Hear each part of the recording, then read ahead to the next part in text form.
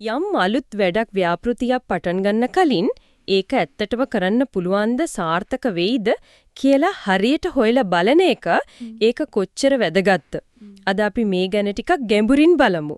ව්‍යාපෘති ශක්්‍යතා අධ්‍යයනයන් ගැන අපිට ලැබුණු මූලාශ්‍රයක් තියෙනවා. ඒක ඇසුරෙන් තමයි මේ කතා කරන්නේ. ගොඩක් දෙනෙක් හිතන්නේ සල්ලි ගැන විතරක් හිතුවම හරි කියලා. ඒත් ඇත්තටම ඊට වඩා ගොඩක් දේවල් බලන්න තියෙනවා වගේ නේද? හරියටම ශක්්‍යතා අධ්‍යයනයක් කියන්නේ හරියට ව්‍යාපෘතියක අර හෙල්ත් චෙක්අප් එකක් වගේ තමයි. හෙල්ත් චෙක්අප් එකක්.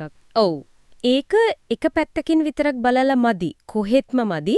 පැති කීපයකින්ම බලන්න ඕන. නැත්තම් එක තැනකින් හරි වැරදුනොත් ඉතින් මුළු ව්‍යාපෘතියම අසාර්ථක වෙන්න පුළුවන්. හරි. එතකොට මුලින්ම බලන දෙයක් තමයි අර තාක්ෂණික හැකියාව තියෙනවද කියන එක. ඒ කියන්නේ අවශ්‍ය කරන ටෙක්නොලොජි එක ඒ දේවල්. තාක්ෂණික ශක්්‍යතාවය. ඒ කියන්නේ මේකට අවශ්‍ය තාක්ෂණය දැන් තියෙනවද? නැත්නම් අලුතින් හොයාගන්න ගේන්න ඕනද? ඒකට අවශ්‍ය උපකරණ, අර පුහුණු වුණු මිනිස්සු, ශ්‍රමය ඒ ඔක්කොම හොයාගන්න පුළුවන්ද කියන එක. සමහර වෙලාවට අර කඩදාසි වල තියෙන තාක්ෂණය ඇත්තටම වැඩ කරද්දී අමාරු වෙන්නත් පුරවන්නේ. ඒකත් ප්‍රායෝගිකව වෙනස් වෙන්න පුළුවන්. ඒ අවධානයත් බලන්න ඕනේ. හරි. එතකොට හිතමුකෝ තාක්ෂණිකව හරි ගියා කියලා. ඊළඟට එන්නේ සල්ලි ප්‍රශ්න නේද? ආර්ථික ශක්්‍යතාවය. අනිවාර්යයෙන්ම ආර්ථික ශක්්‍යතාවය හරිම තීරණාත්මකයි. වියදම දරන්න පුළුවන්ද? ප්‍රතිලාභ ලැබෙයිද? අර ROI කියලාත් එකක් තියෙනවනේ. ඒක මොකද්ද? ආර්ථික පැත්තෙන් බලන්නේ මේකට යන වියදම සාධාරණද?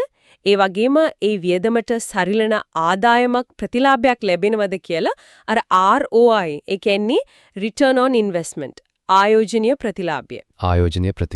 ඒක සතුටුදායක මට්ටමක තියෙනවද කියලා බලනවා. සරලවම කිව්වොත් අපි දාන සල්ලි වලට සාපේක්ෂව කොච්චර ලාභයක් එනවද කියන එක. අනේ ROI එක විතරක් බලලා බෑ. කොහෙත්ම බෑ. ලාභය විතරක් නෙවෙයි. දිගු කාලිනව මේක මූල්‍යමය වශයෙන් ස්ථාවරව කරගෙන යන්න පුළුවන්ද කියන එකත් වැදගත්. හරි, තේරුණා. අනික මේ හැම ශක්තිතා අංශයක්ම එකිනෙකට සම්බන්ධයි කියන එකත් මතක තියාගන්න ඕනේ.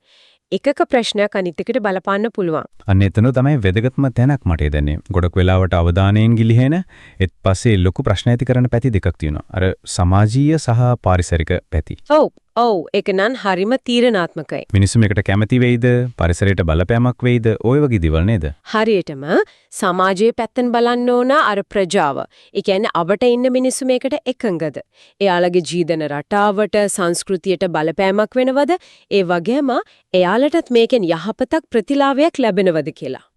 පරිසරික පැත්ත ගත්තොත් පරිසර නීති රීති එක්ක ගැලපෙනවද? ජලය, වාතය පසබගේ ස්වභාවික සම්පත් වලට හානියක් වෙනවද? මේවා අනිවාර්යෙන් බලන්න ඕන. නැත්තම් පස්සේ ප්‍රශ්න නේද? පස්සේ කාලික මිනිස්සු විරුද්ධ වෙනවා, උද්ඝෝෂණ එනවා.